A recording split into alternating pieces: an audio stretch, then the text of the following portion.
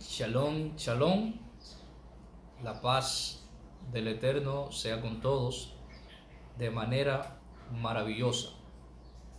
Su hermano Jackson, un placer saludarlos. Bien, en el día de hoy tenemos un tema de suma importancia, créanlo que sí.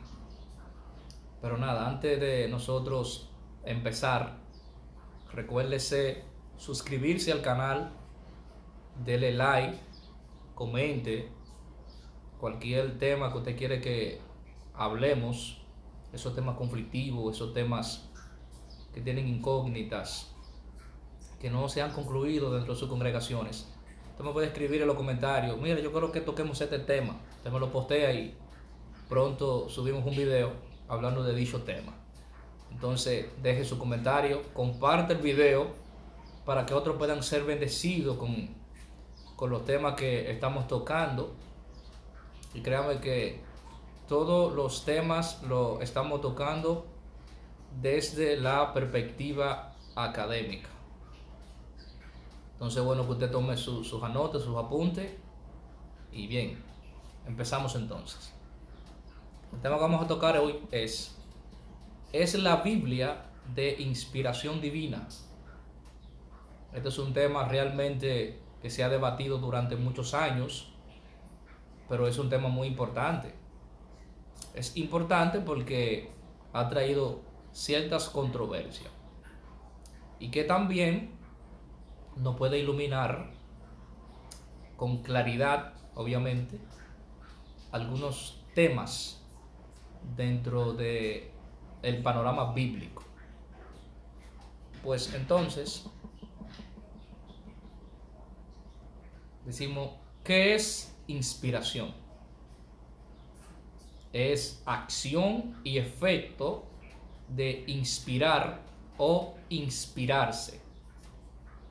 Efecto de sentir el escritor, el orador o el artista, el singular, eficaz, estimulado, que le hace producir espontáneamente y como sin esfuerzo. Cosa inspirada. O sea, la inspiración es como inhalar hacia adentro para luego sacar hacia afuera. Sentirte motivado por algo, por alguien. Eso es ser inspirado. Yo puedo estar mirando este video y decir: Jackson Hernández me inspira a programar videos de esta manera para la plataforma de YouTube. O sea, yo soy tu inspiración.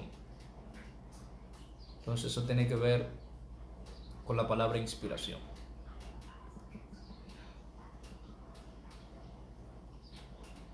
¿Qué es inspiración divina o inspiración divina? La inspiración divina es un término atribuido a la Biblia para hablar de la palabra de Dios escrita.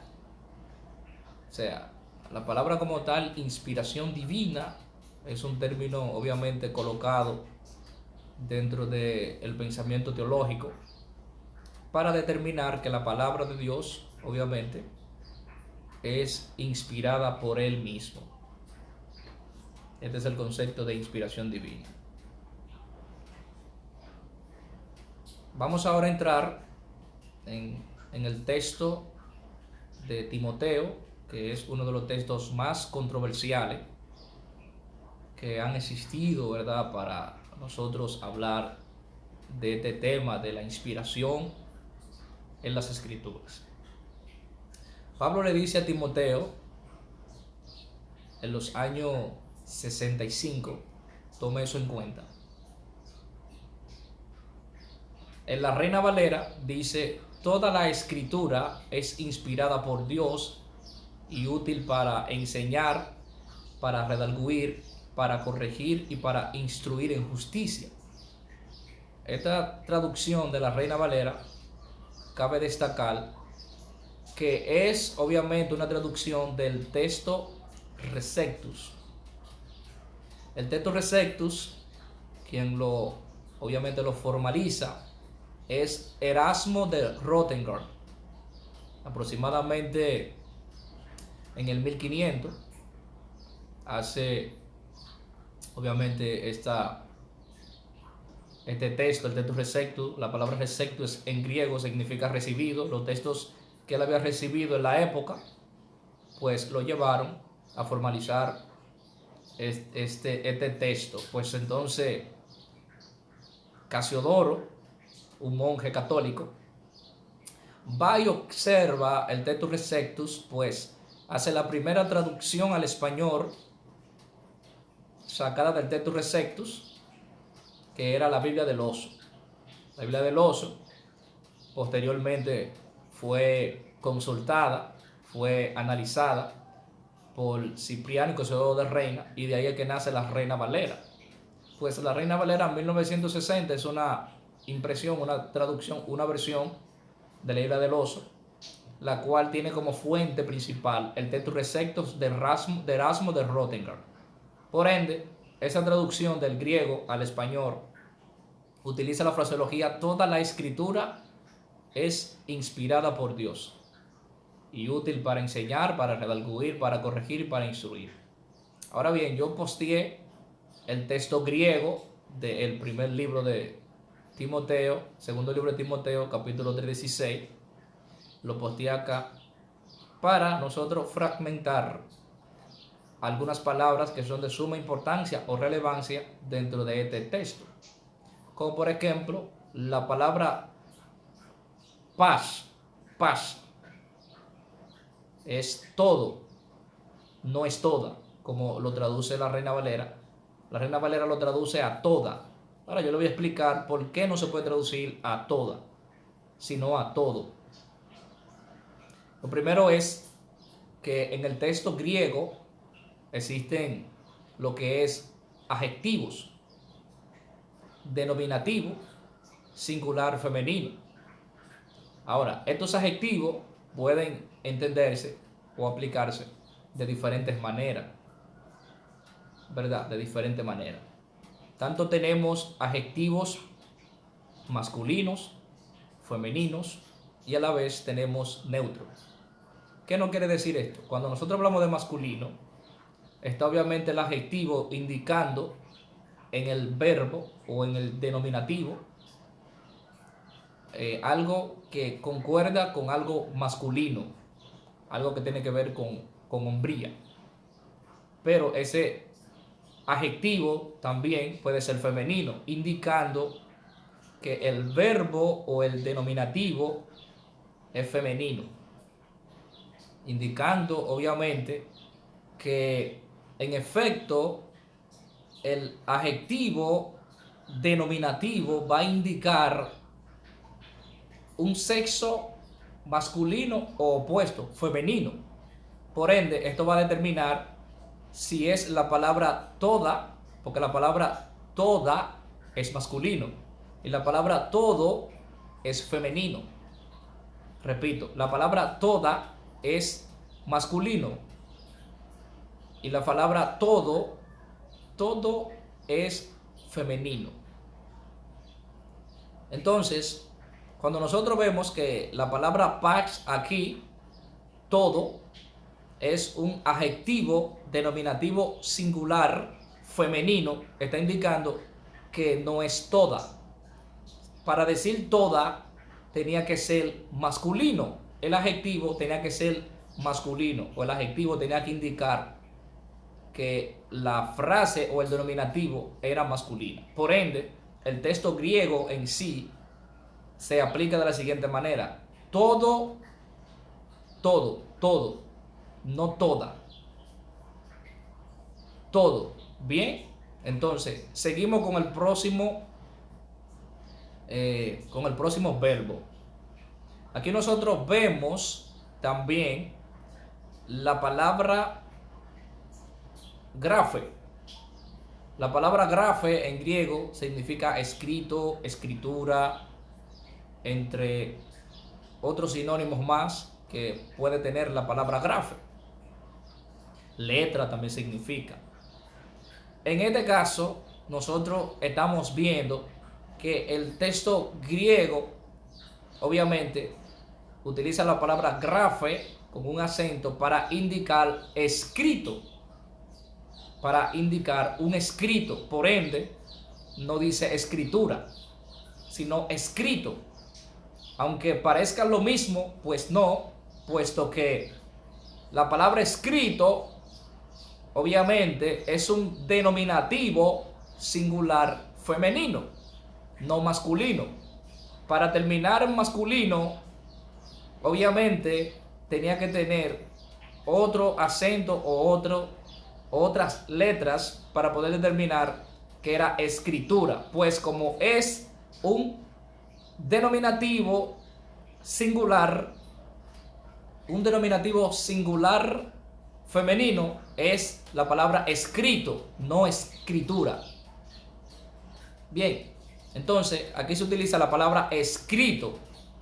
Entonces vamos a tomar ahora la palabra seuneutos,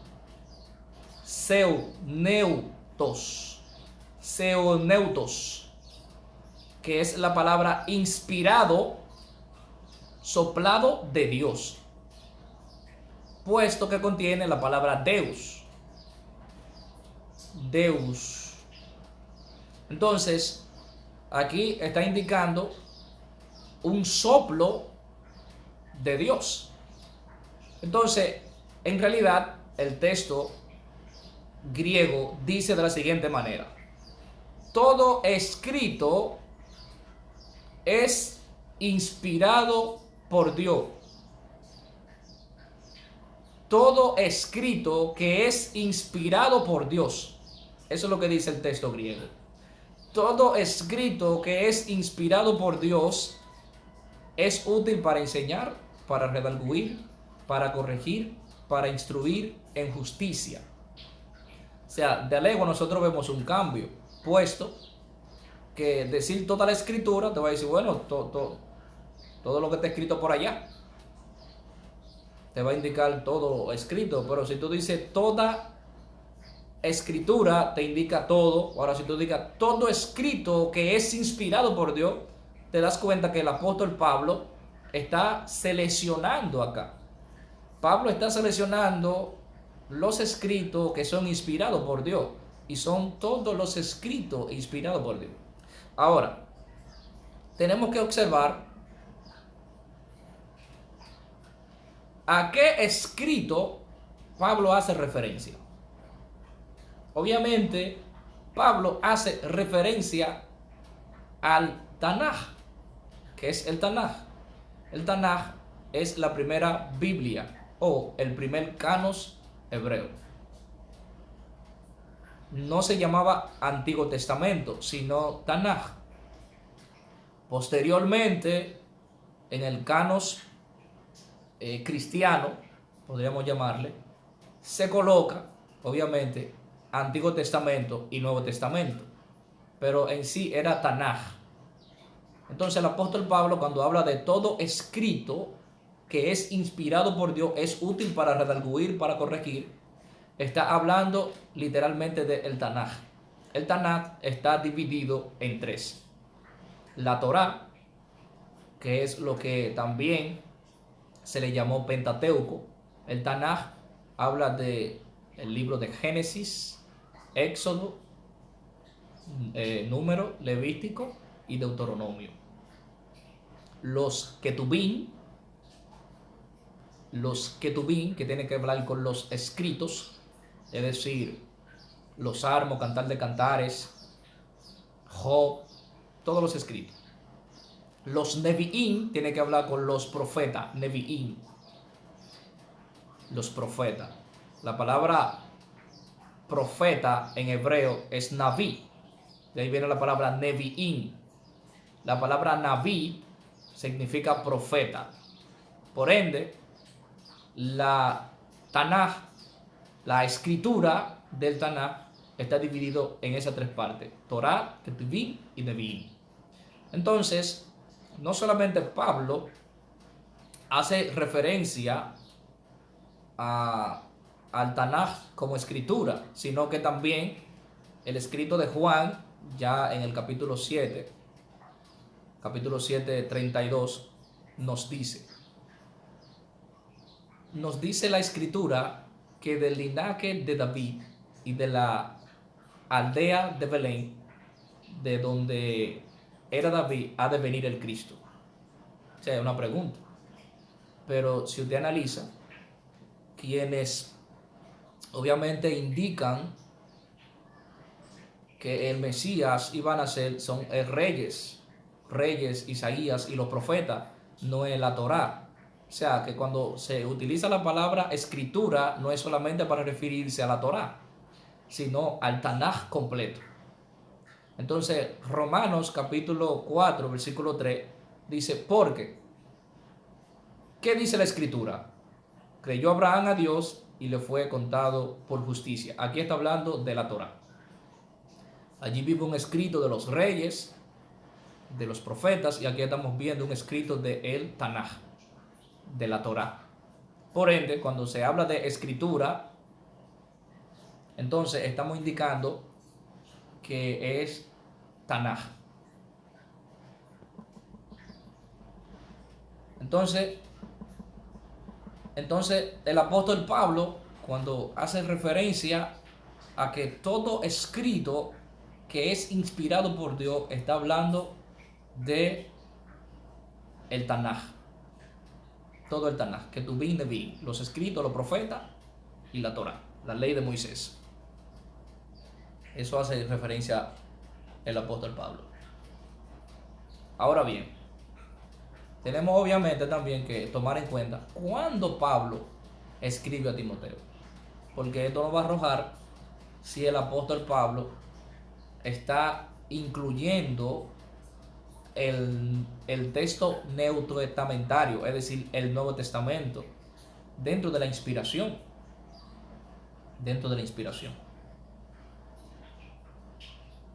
Es probable que la segunda epístola de Pablo a Timoteo se escribió en algún momento entre el año 64 y el 65. O sea, cuando Pablo escribe aquí, por el momento, todavía no sabemos, ¿verdad?, en este video, si ya el canos del Nuevo Testamento está formalizado o no. Eso lo vamos a mostrar en un momento. Entonces hay que tomar en cuenta si el apóstol Pablo habla a Timoteo de el texto de Apocalipsis, si habla de Mateo, si habla de Lucas, si habla de Juan, si está hablando de todo el Nuevo Testamento, cuando dice todo escrito. ¿Cómo nos vamos a dar cuenta? Si ya estaba formalizado el canon del Nuevo Testamento. Es de la única forma que podemos mostrar que Pablo, cuando hace referencia de que todo escrito, estaba hablando también del Nuevo Testamento. Entonces, tenemos que obviamente observar las profecías que se consideraban como inspiración divina. Segunda de Pedro, capítulo 1, versículo 21 dice, porque nunca la profecía fue traída por voluntad humana, sino que los santos hombres de Dios hablaron siendo inspirados por el Espíritu Santo. O sea, aquí está hablando de las profecías de los profetas. Todos los profetas de la antigüedad fueron guiados por Dios para profetizar. Ahora, yo en estudios anteriores enseñaba que los profetas se levantaron cuando la dinastía de los reyes estaban en Israel, porque cada rey tenía un profeta asignado. Dios le hablaba a los reyes a través de los profetas, que es la palabra Naví, que significa portavoz. Ya la palabra profeta como tal es una traducción del hebreo al griego en la Septuaginta. La Septuaginta que coloca la palabra profeta, pero profeta obviamente también es alguien que profetiza. Pero la palabra Naví es la palabra hebrea para los portavoz. Entonces, todos los portavoz eran inspirados por Dios. Es decir, ellos hablaban inspirado por Dios. Dios lo ponía a hablar. Dios lo mandaba a hablar. Ellos sentían de Dios y hablaban. Ellos escuchaban a Dios y hablaban. Esto es lo que dice Pedro que todos los profetas hablaron siendo inspirados por Dios. Entonces, tenemos que ver si el apóstol Pablo, obviamente, está diciendo que todos los escritos que son inspirados, estamos hablando del Nuevo Testamento. Tenemos aquí un canon del Nuevo Testamento. El canon del Nuevo Testamento es el que nos va a arrojar la luz si Pablo se estaba haciendo referencia al canon de neotestamentario. La evidencia que se encuentran en los primeros padres de la iglesia sugiere que a finales del siglo I y comienzo del siglo II después de Cristo existía una colección de documentos cristianos que gozaban de un estatus normativo. Las siguientes descripciones ilustran el uso de los escritos canónicos del Nuevo Testamento en los primeros padres de la iglesia. O sea, estamos diciendo aquí que aparentemente en el primer siglo, a final del primer siglo y a comienzo del siglo II, ya había una colección de documentos, que esto es lo que viene originalizadamente llamado como canos, y que tenían ya un estatus normativo en los primeros siglos. De manera que aquí vamos a presentar documentos en el primer siglo que ya eran considerados como inspirados o eran considerados como canónicos. Quiero resaltar que la palabra cano viene de caña de medir. Entonces, habían reglas dentro de los concilios en el primer siglo, los cuales identificaban cuáles eran los libros que tenían que ser considerados dentro del canon. Y estos libros no podían contradecirse uno con el otro. Tenía que tener un escrito de uno de los apóstoles, es decir, tenía que ser escrito por alguien que participó de la eventualidad con Cristo. Eran reglas del canon. Si el escritor no era uno de los apóstoles o alguien cercano, pues ese libro lo rechazaban. Pero si el libro era escrito por alguien cercano, pues entonces ese era considerado dentro del canon, y que concordaran dentro de la doctrina de Cristo y que no hubiera contradicción entre ellos. Eran las reglas que existían dentro del canon. Entonces, vemos aquí que ya para el primer siglo existe documentos cristianos, los cuales tienen un estatus normativo, es decir, que se dirigían por esas reglas establecidas por ese canon o por esos documentos nuevos que existían ya dentro del cristianismo. Entonces, aquí vemos a Clemente de Roma en el año 600 hasta el año 100, hizo referencia a escritos canónicos del Nuevo Testamento, como por ejemplo en el caso de los Hechos, lo consideraron canónico ya en esa época, en el primer siglo. En el caso de Romanos, en el caso de Primera de Corintios, Efesios, Tito, Hebreo y Pedro. Si usted nota, aquí todavía no hay una consideración de los textos de los evangelios sinópticos o de los 4 evangelios. No hay todavía, porque todavía para el año 100 todavía faltaban la conclusión de algunos documentos dentro de los evangelios. Ahora, las cartas de Pablo, como fueron escritas mucho antes de los evangelios, pues sí circulaban como normativos. Entonces, Ignacio, fallecido en el año 101, hizo una alusión a Mateo, a Lucas, a Juan, a Romanos, a Primera y Segunda de Corintios, a Tito, a Gálatas, Efesios y Primera y Segunda de Timoteo.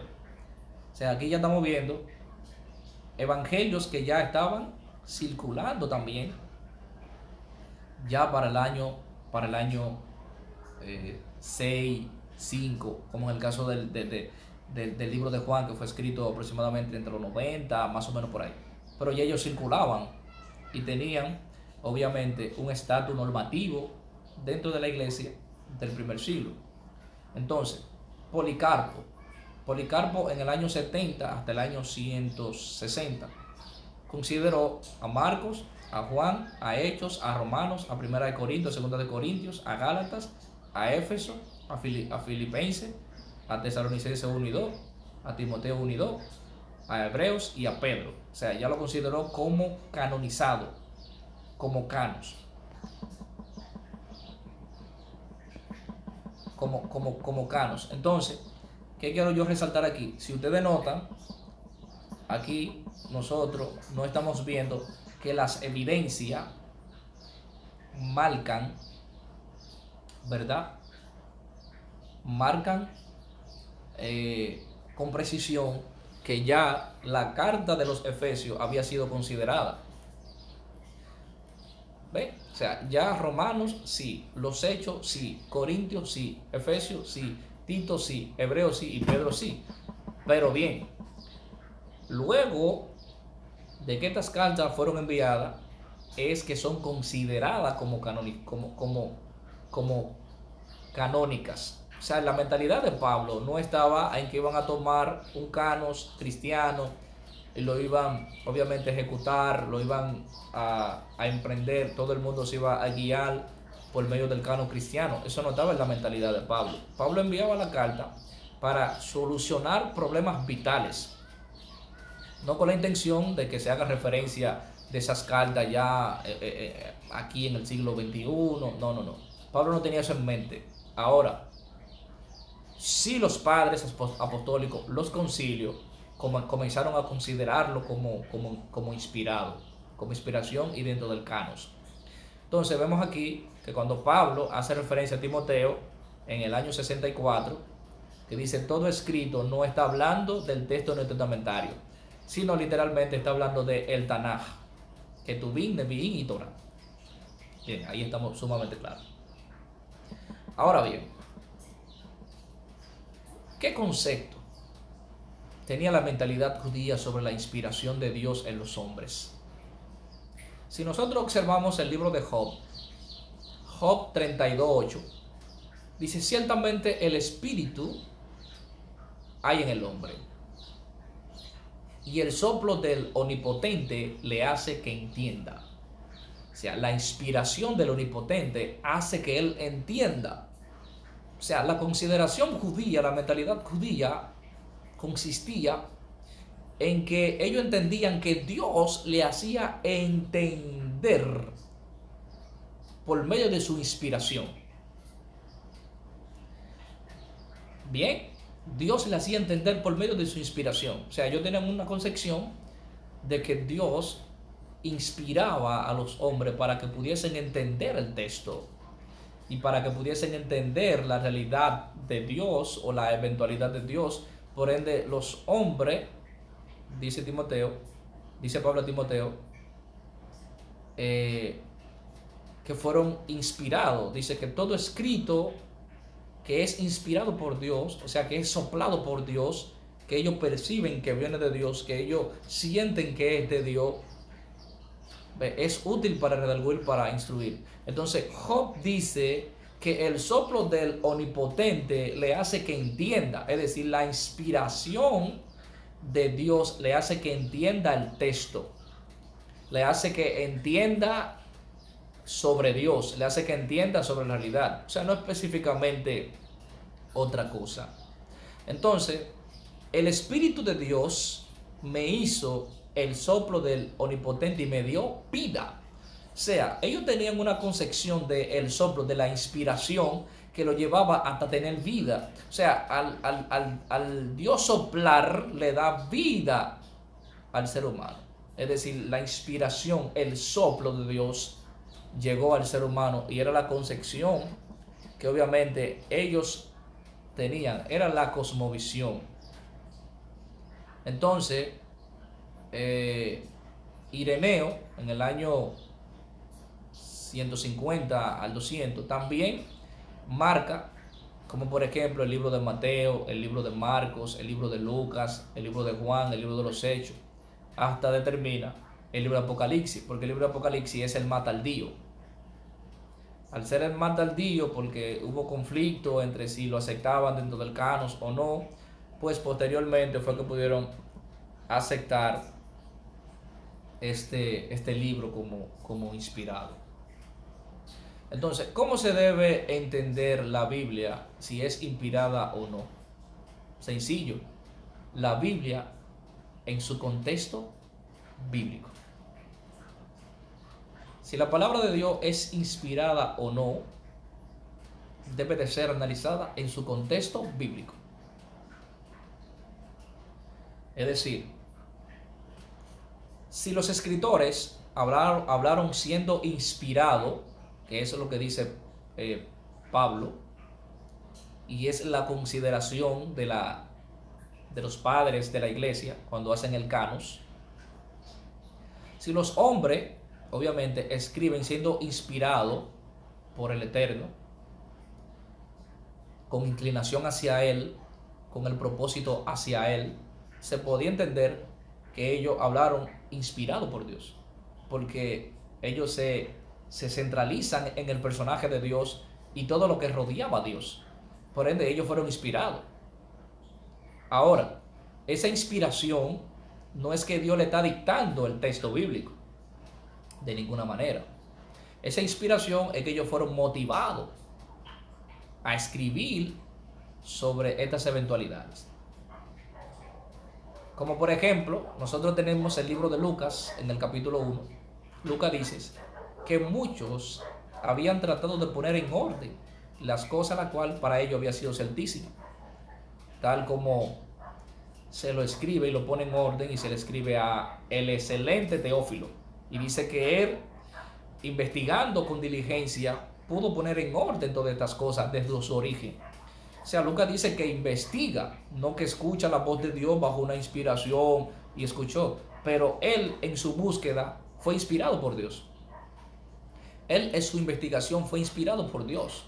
Es decir, ¿cómo inspirado por Dios? Es decir, Dios lo inspiraba. Wow, yo quiero hablar del personaje de Jesús, o yo quiero hablar del personaje de Dios, yo quiero hablar de Yahweh, yo quiero hablar de esto, y él se sentía inspirado, motivado por Dios. ¿Ve? O sea, Dios lo inspiró al él percibir quién era Dios, al él entender, a él saber, entre otras cosas. Entonces, Jesús inspira, podríamos decir, a Timoteo, a Lucas, y Lucas investiga con diligencia todas las cosas de sus orígenes. Está inspirado, está motivado, se siente motivado por el personaje de Jesús, por la realidad de Jesús, y esto es inspiración. Esto es inspiración.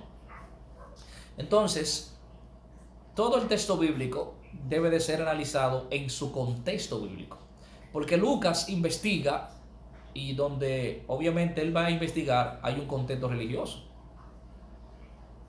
hay un contexto político, hay un contexto sociológico, lingüístico.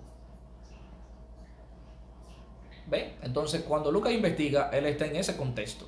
Cuando él escribe, entonces él va a escribir en ese contexto, en el contexto religioso de la época, en el contexto histórico, ¿ve?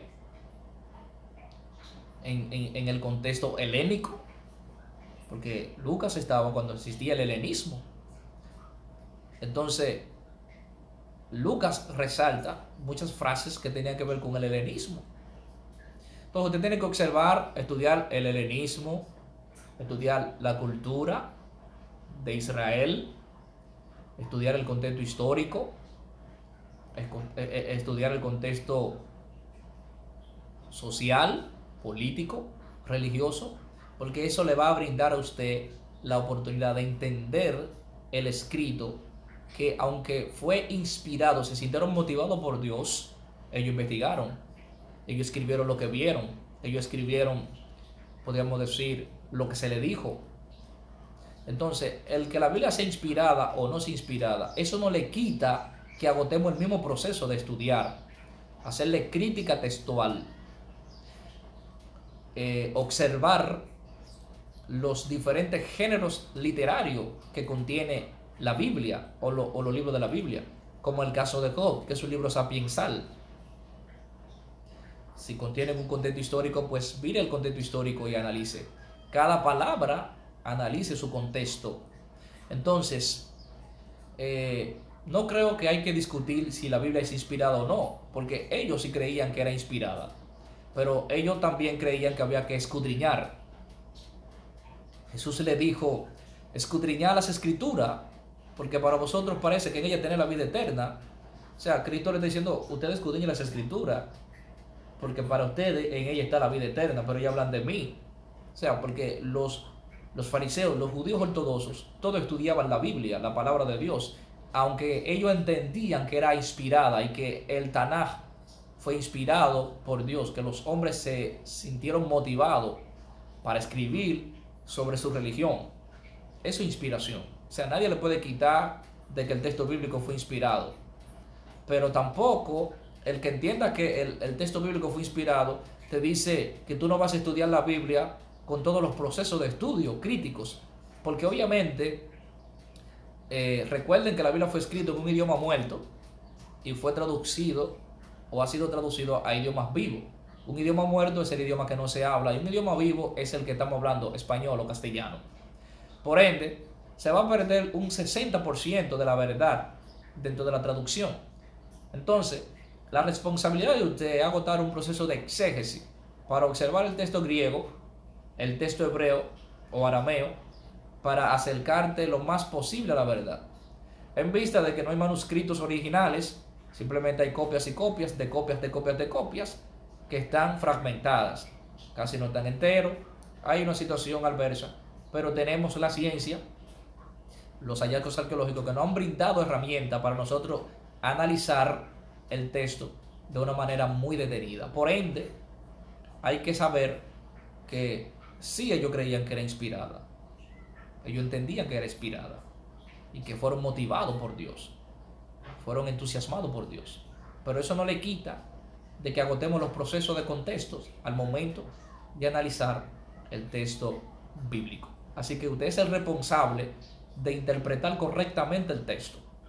Hay quienes viven orando y ayunando para que Dios les revele la Biblia, pero la Biblia no se estudia así. La Biblia se estudia con responsabilidad, yendo al contexto donde se habló. Porque fíjese que Pedro dice que ninguna profecía es de interpretación privada, porque todas son públicas. Todas son públicas, todas las profecías fueron publicadas. Todo el escrito fue publicado, lo que está escrito, escrito está. Solamente necesita una persona responsable que puede estudiar el texto y encontrarse con la realidad. Si hay figura de dicción, obsérvela. Si hay metáforas, si hay símil, si hay prosopopeya, antropopatismo, antroformosismo, si hay síndoker, observe, analice. ¿Qué está diciendo el texto? Si simplemente te está ilustrando algo, si simplemente te está poniendo un personaje y le está dando brillo a ese personaje, ¿qué aproximación te acerca al texto bíblico? Esto es la inspiración del texto bíblico. Así que, shalom, shalom. Gracias. Así que no se olvide de suscribirse, dele like, comparte el video, comente, puede postear qué tema usted quiere que toquemos. Así que nada, hasta la vista.